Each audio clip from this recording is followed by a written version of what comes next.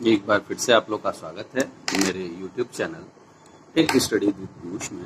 और आज हम लोग इफ एल्स के डिफरेंट प्रोग्राम्स को, डिफरेंट फॉर्मेट्स को आज हम लोग पढ़ेंगे। ठीक है। और एक इफ एल्स का पहले हम लोगों ने देखा भी था कि इफ एल्स का जो सिंटेक्स होता था उसमें मल्टीपल कंडीशंस हो सकते हैं, मल्टीपल्स कंडीशंस होगा और उसके हिसाब से मल्टीपल स्टेटमेंट हो सकते हैं। तो उसी हिसाब से आज हम लोग को देखना है। ठीक है। अब जैसे एक सिंपल प्रोग्राम हम लोग पढ़ते हैं, जैसे कई फॉर्मेट, इफ एल्स के कई सारे फॉर्मेट्स हैं। तो उन फॉर्मेट्स में से जैसे मान लीजिए हम लोग को देखना है कि जैसे एक सिंपल सा प्रोग्राम ये है, जैसे मान लो कि क्वेश्चन ये है कि फाइंड द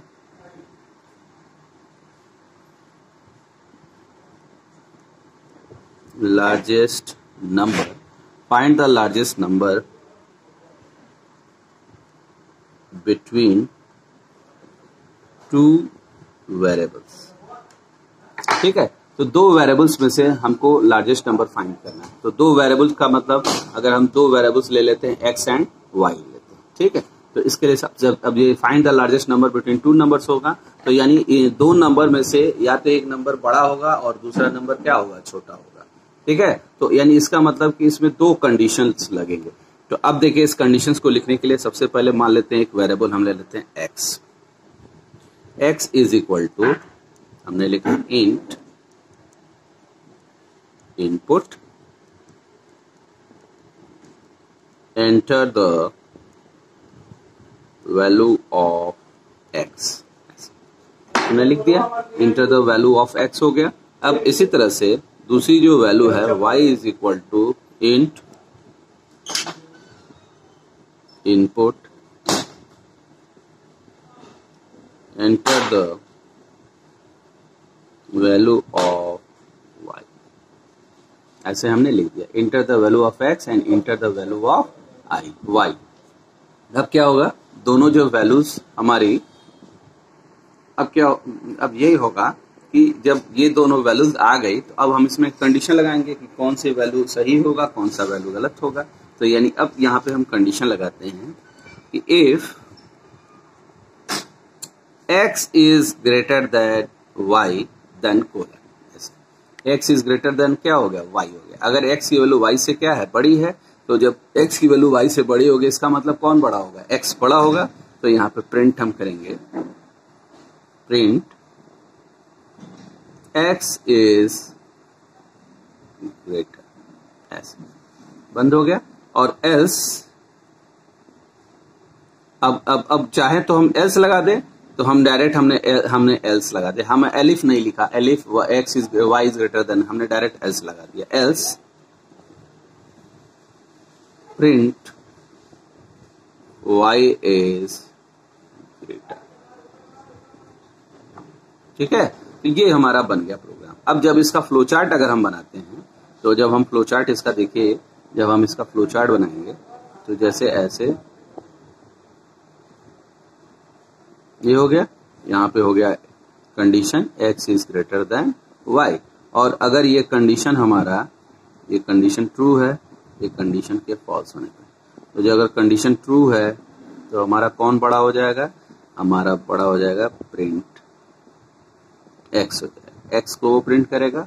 और अगर कंडीशन फॉल्स है, इट मींस कंडीशन के फॉल्स होने पे प्रिंट डबल कोट्स में क्या करेगा, वो y करेगा और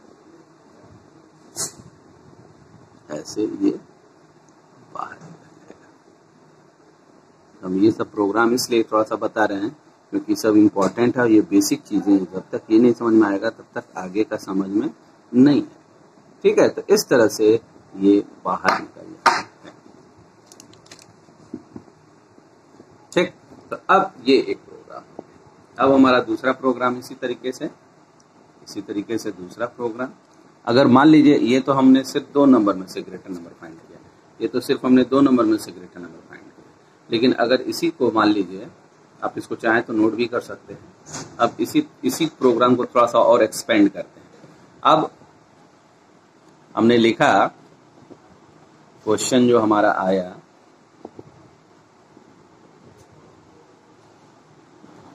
अब आगे का जो क्वेश्चन हमारा आया, क्वेश्चन है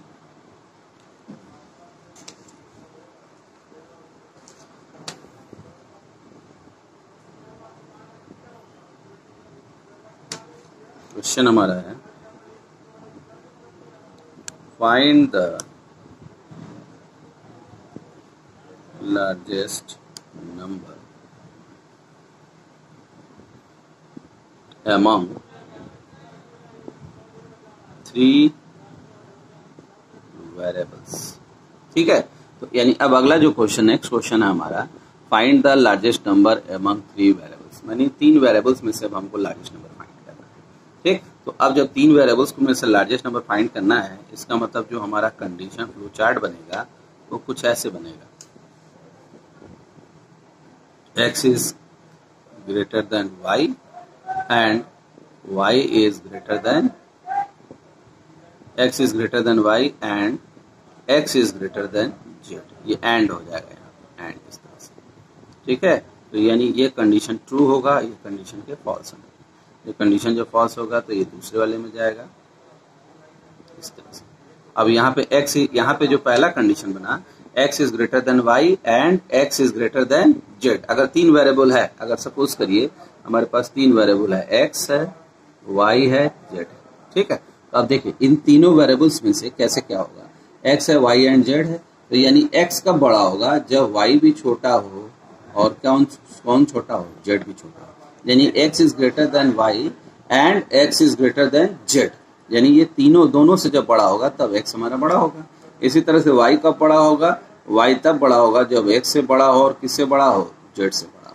ठीक है, और तीसरा केस इसी तरह से z कब बड़ा होगा, जब वो x से भी बड़ा होगा और y से भी बड़ा होगा, इस तरह से। ठीक है, तो जब हम इसका ये वाला कंडीशन बनाएंगे तो यहाँ पे हो जाएगा x is greater than y and x is greater than z। यहाँ पे एंड लिख लो, a एंड।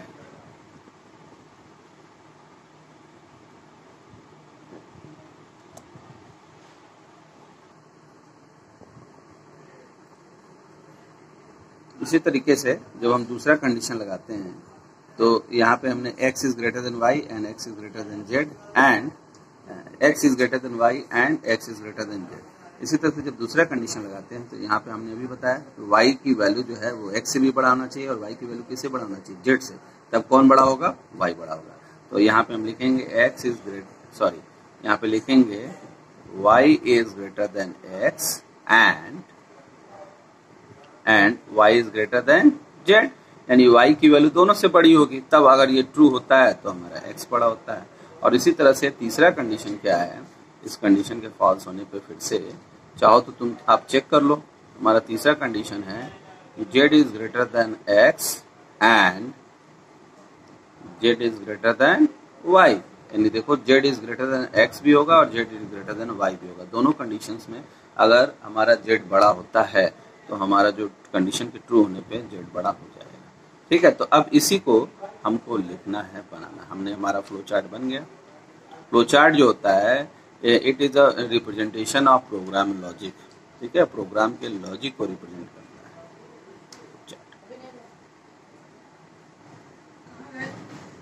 है। प्रिंट x प्रिंट करेगा, देन प्रिंट y प्रिंट करेगा, देन प्रिंट z प्रिंट करेगा। यानी ये तीनों वैल्यूज बड़ी होगी या छोटी होगी, इस तरह से।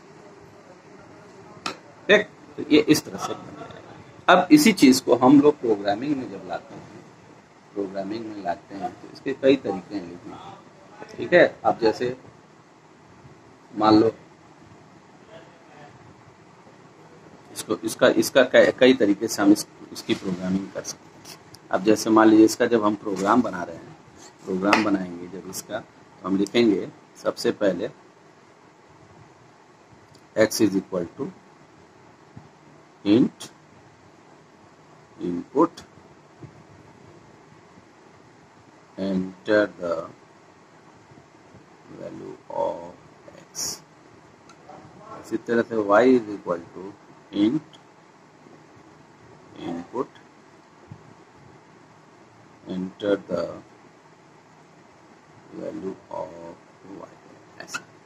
और इसी तरह से Z is equal to int input enter the value of Z.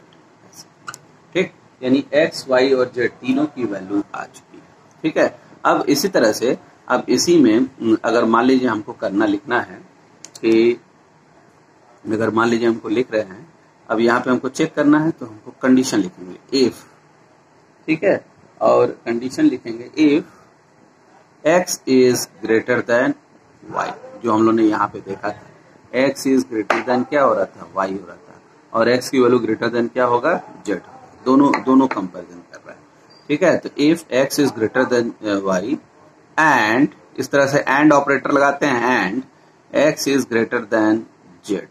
ठीक है, तो देन क्या लग जाएगा, कोलन लग जाएगा। अब एक चीज बताइए, एंड क्यों लगा है यहाँ पे, एंड किस लिए लगाया गया? क्योंकि हम जानते हैं कि एंड के केस में क्या होना चाहिए, दोनों कंडीशन ट्रू होनी चाहिए। यानी दोनों कंडीशन ट्रू का मतलब कि x की वैल्यू सिर्फ y से ही ना बड़ी हो, x की वैल्यू सिर्फ किससे भी बड़ी हो, z से भी बड़ी हो। यानी दोनों कंडीशन जब तक ट्रू नहीं होगा तब तक हमारा x बड़ा नहीं होगा। तो इसीलिए x is greater than y and साथ ही में and x is greater then z, तो देन प्रिंट हमारा जो बड़ा नंबर हो जाएगा प्रिंट हो जाएगा x हो जाएगा, x की वैल्यू प्रिंट हो जाएगा। Else if, elif not elif, L if ऐसे द एलिफ, फिर क्या होगा सेकंड कंडीशन, सेकंड कंडीशन में हमारे क्या है, y is greater than x है, तो y is greater than x and y is greater then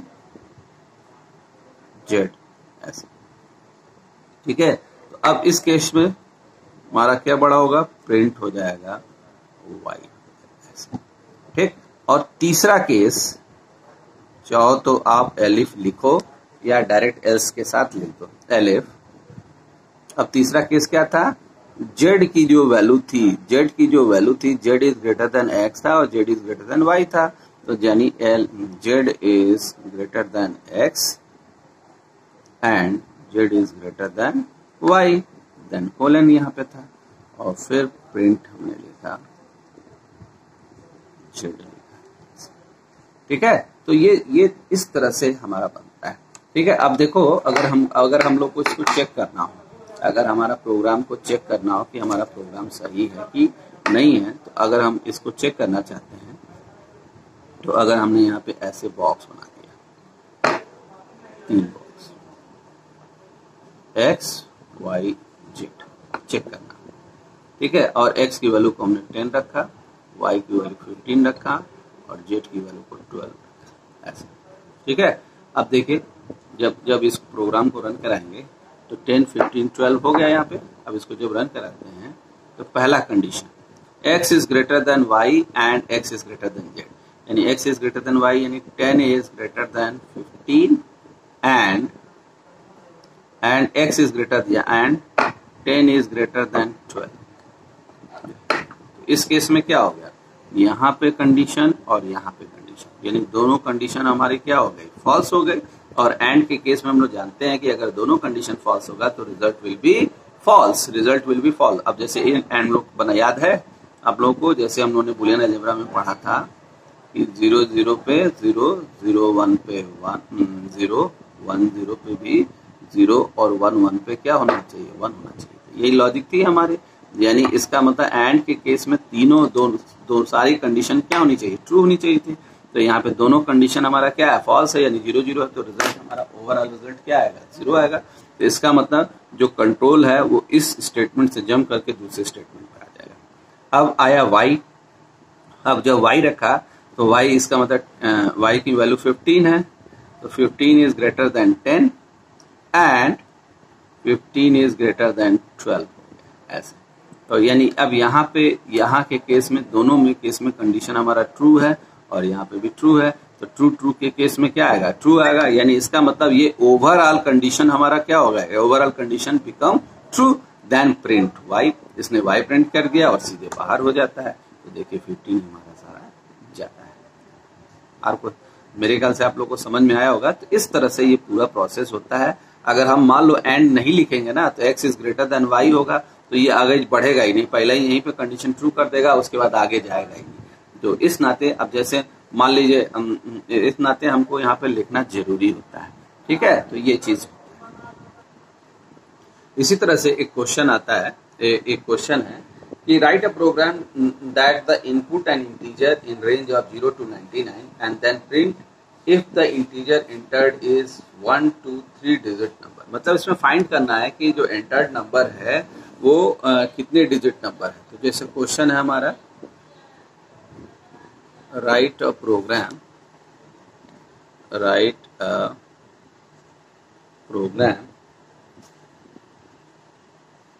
that input number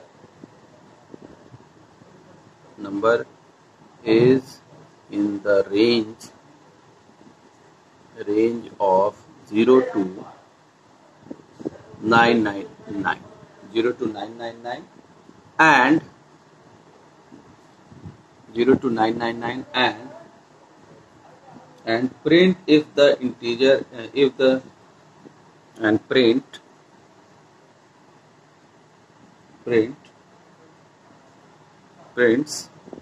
if the entered number is a 1 3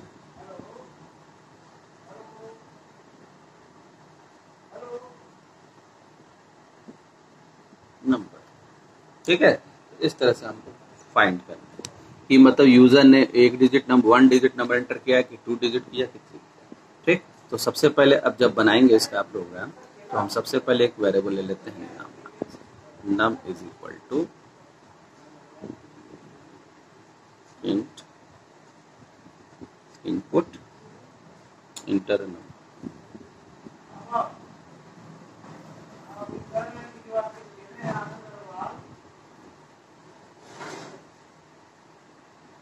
number 0 to 99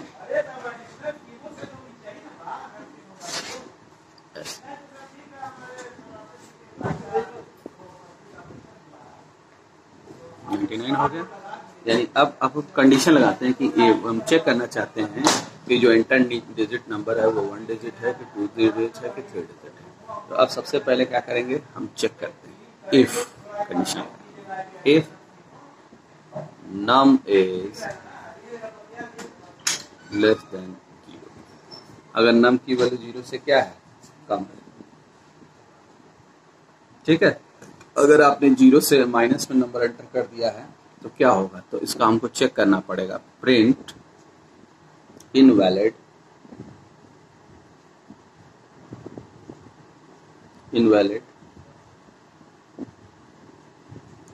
क्या हो जाएगी, एंट्री, ठीक है। यानी कि ये इनवैलिड एंट्री हो गया। दूसरा कंडीशन, तो दूसरा कंडीशन के लिए फिर एलिफ हमारा हो गया नम इज लेस देन 10। तो अब नम इज लेस देन 10 होगा, इसका मतलब लेस देन 10 है। तो लेस देन 10 का मतलब ये सिंगल डिजिट नंबर होगा, तो यानी प्रिंट हो जाएगा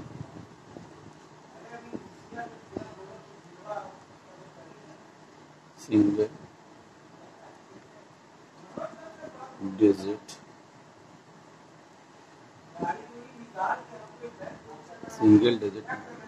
ठीक है। इसी तरह से अगर मान लीजिए हमको 2 डिजिट नंबर चेक करना है तो elif num is less than 100। अब 100 है, क्योंकि 100 तक जाएगा, इसका मतलब क्या हो जाएगा, print TWO 2 digit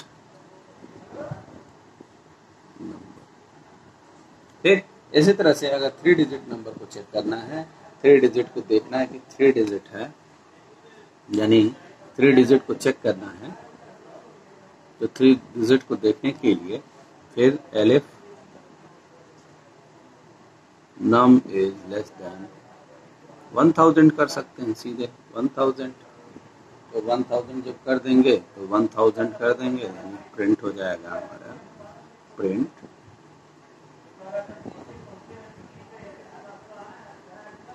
digit number, ठीक। और इसके अलावा एल्स एल्स, यानी 3 डिजिट के अलावा, 3 डिजिट मतलब उसने यूजर ने 4 डिजिट इंटर कर दिया, 5 डिजिट इंटर कर दिया, तो आप जैसे ही लिखेंगे तो तुरंत क्या होगा, print invalid entry, please enter number from 0 to 999, और ऐसे ये डबल कोट्स में बंद हो जाता है। ठीक है, तो इस तरह से ये होगा। अब होगा क्या कि अगर सपोज करिए यूजर ने एंटर कर दिया -3, तो -3 जब एंटर करेगा तो यहाँ पे आएगा सबसे पहले if num is less than 0, यानी नम की जो वैल्यू होगी वो 0 से भी कम हो गया तो इनवैलिड एंट्री करके वो बाहर आ जाएगा। इसी तरह से अगर मान लीजिए यूजर ने एंटर कर दिया 46 एंटर किया यहाँ पे नम की वैल्यू, तो सबसे पहला कंडीशन चेक करेगा, यहाँ पे कंडीशन फॉल्स हो गया। फिर दूसरे कंडीशन पे आएगा, यहाँ पे 46 है तो ये भी कंडीशन फॉल्स हो जाएगा। फिर तीसरा कंडीशन 46 इज लेस देन 100, ये कंडीशन ट्रू हो जाएगा, यानी ट्रू डिजिट। तो इस तरह से ये सारा प्रोसेस कंप्लीट होता है। ठीक है, अब एक इसी में एक बहुत इंपॉर्टेंट टॉपिक है जो है नेस्टेड इफ एल्स। इसका भी एक प्रोग्राम हम लोग देख लेते हैं। Nested if else. Nested if else का मतलब क्या होता है? Nested if else statement. Nested if else का मतलब क्या हो गया कि एक sometime we may need to test additional conditions for such situation Python also support nested if else form of if. A nested if is an if that has another if in the ifs body or else body or in the else body. ठीक है, तो ये एक another list another if else conditions होता है जो या तो इफ एल्स में रहेगा, या इफ एल्स की बॉडी में रहेगा, या एलिप्स की बॉडी में रहेगा, या एल्स की बॉडी में रहेगा। ठीक है, अब जैसे इसी प्रोग्राम को हमको जैसे मान लीजिए कि यूजिंग नेस्ट तीन डिजिट्स में से हमको फाइंड करना है, 3 डिजिट्स में से हमको फाइंड करना है मिनिमम, मैक्सिमम, मिन, मैक्स और मिड, 3 वैल्यू फाइंड करना है। ठीक है, तो अब जैसे 3 वैल्यू फाइंड करना है, मिन, मैक्स, मिनिमम, मिड और मैक्स, 3 वैल्यू को हमको फाइंड करना है। ठीक है, तो consider the following code nested if else. Suppose करिए x is equal to int input enter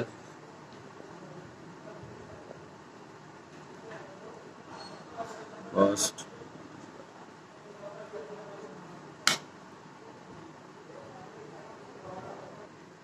इसी तरह से y की वैल्यू को भी प्रिंट करेंगे, तो y is equal to int input enter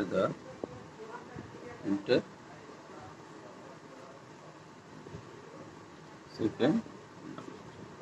इसी तरह से z is equal to int input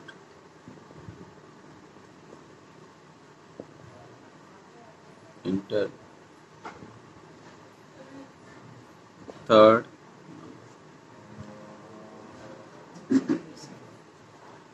third number.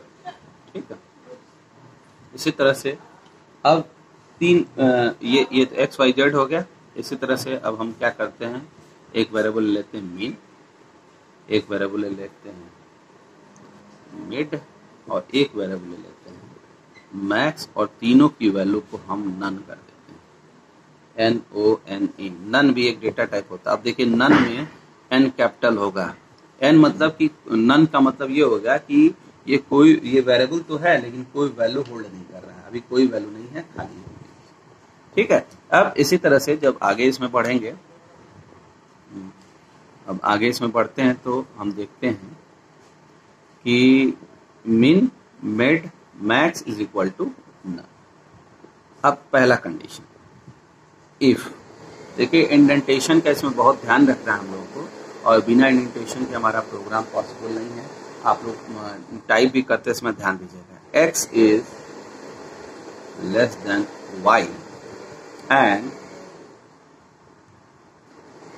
And x is greater than less than z। ठीक है, यानी अब देखिए यहाँ पे मीन मिड और मैक्स निकालना है, तो यानी अब अगर x की वैल्यू हमारी y से छोटी है और z से भी छोटी है, दोनों केस में क्या हो सकता है। ठीक है, तो अगर x की वैल्यू, अब देखिए यहाँ पे पहला जो कंडीशन लगाया गया हमने, यानी x की वैल्यू y से भी छोटी है और x की वैल्यू किससे भी छोटी है, z से भी छोटी है। तो अब इसमें इसके अंदर, यानी इसके अंदर अब केस देखना है, तो फिर अब हमने इफ यहाँ पे लिखा है, यानी इस कंडीशन के ट्रू होने पे इसके अंदर आ जाएगा यहाँ पे, तो ये नेस्टेड इफ हो गया।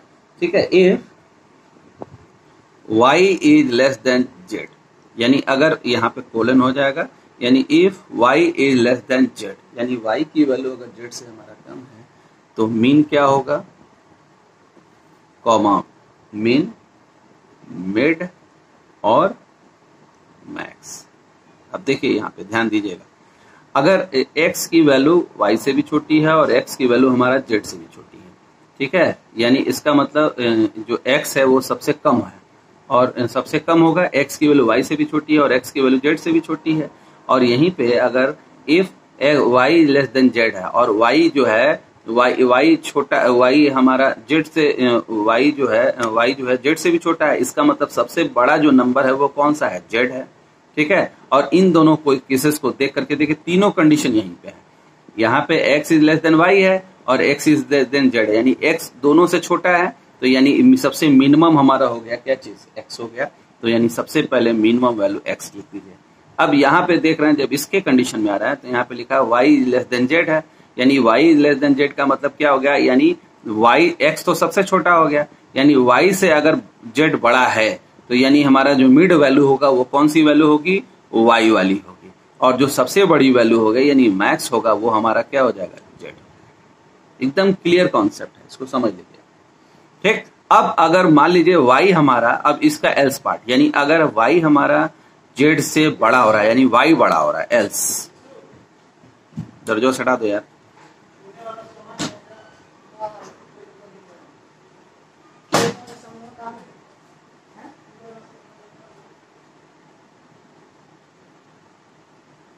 Else mid max X Y Z. ठीक है, अब एल्स पार्ट इसका, अब एल्स पार्ट में फिर हमको निकालना है इसमें मीन, मिड और मैक्स। अब देखिए मीन, मिड और मैक्स, अब आपको पता ही है कि जो x और y हमारा x सबसे छोटा है, क्योंकि x is less then y and x is less than z, यानी x की वैल्यू सबसे छोटी है, जो x की वैल्यू सबसे छोटी है तो यानी यहाँ पे हो गया x।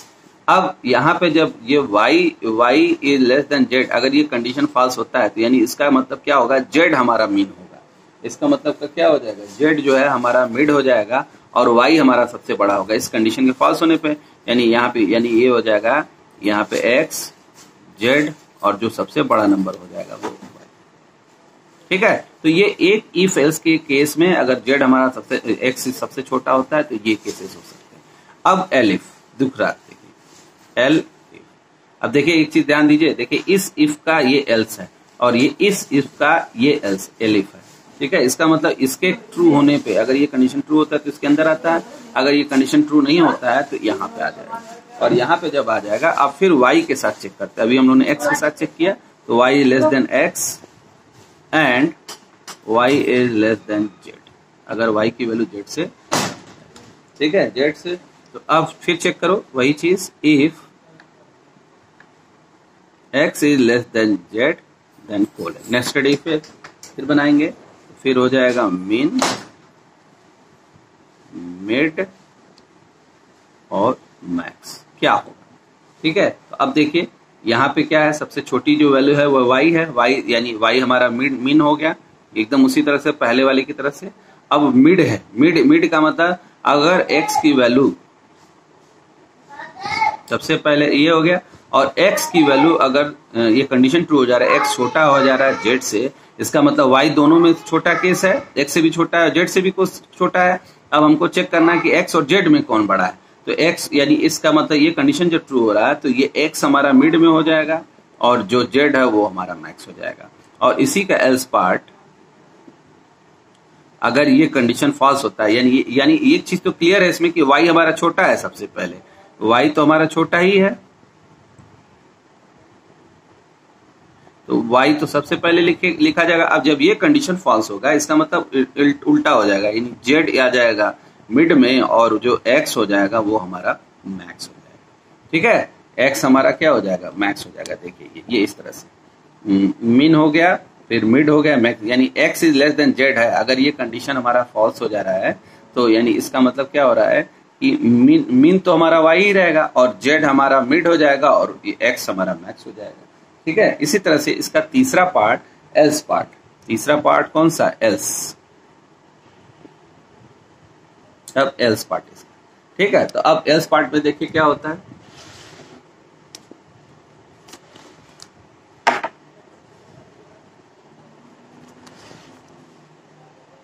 अब एल्स पार्ट में क्या होगा, एल्स पार्ट में क्या होगा, इफ अब तीन के हमारा x भी हो गया, y भी हो गया, z भी हो गया। तो इफ एल्स पार्ट में क्या होगा, if x is less then y, अगर x की वैल्यू हमारा क्या है, y से छोटी है, तो फिर अब वही mean mid max is equal.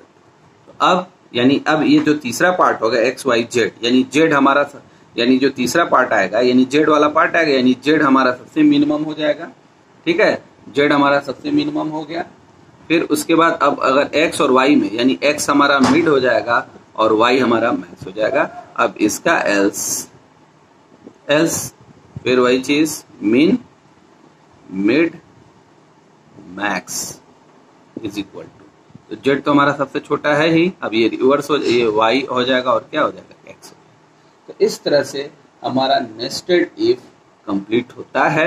यानी ये जो नेस्टेड इफ है जो अभी हम लोगों ने अभी देखा, नेस्टेड इफ का मतलब क्या हो गया कि एक कंडीशन, एक मेन कंडीशन हो गया, इस कंडीशन के अंदर दूसरा कंडीशन उसका एल्स पार्ट, और यानी इसमें इंडेंटेशन का बहुत ध्यान रखना। देखिए इस इफ का ये एल्स इफ एलिफ है, ये इसका एल्स पार्ट है। ठीक है, और इस वाले इफ का इसका, यानी इसका मतलब ये इसके कंडीशन ट्रू होने पे या फॉल्स होने पे इसके अंदर आता है, इसके अंदर एग्जीक्यूट करेगा, या इसका एल्स पार्ट ये है। इसी तरह से इस वाले इफ का एल्स पार्ट ये है, यानी इस एक मेन एल्स इफ के अंदर दूसरा एल्स इफ है, और इसके कंडीशन के ट्रू होने पे वो यहाँ नहीं आएगा, वो सीधे जंप करेगा इस वाले पार्ट पे, फिर यहाँ के कंडीशन ट्रू या फॉल्स होने पे फिर अगले पे जंप करेगा। तो यानी इसको बोलते हैं नेस्टेड इफ एल्स। तो आपको अगर हमारा वीडियो पसंद आया होगा तो आप सब्सक्राइब जरूर करिएगा। आज का वीडियो हम यहीं पे खत्म करते हैं, और फिर आगे अब हम लोग नेक्स्ट वीडियो में पढ़ेंगे, हम व्हाइल लूप के बारे में पढ़ेंगे, लूपिंग स्टेटमेंट्स के बारे में पढ़ेंगे। ठीक है, थैंक यू फॉर वॉचिंग। आप इसका नोट्स बनाते चलिए और जैसे मैं लिखवा रहा हूँ आप इसको लिखते चलिए, आपको बहुत फायदा होगा। Thank you. और फिर आगे अब हम लोग नेक्स्ट वीडियो में पढ़ेंगे, हम व्हाइल लूप के बारे में पढ़ेंगे, लूपिंग स्टेटमेंट्स के बारे में पढ़ेंगे। ठीक है, थैंक यू फॉर वॉचिंग। आप इसका नोट्स बनाते चलिए और जैसे मैं लिखवा रहा हूँ आप इसको लिखते चलिए, आपको बहुत फायदा होगा। Thank you.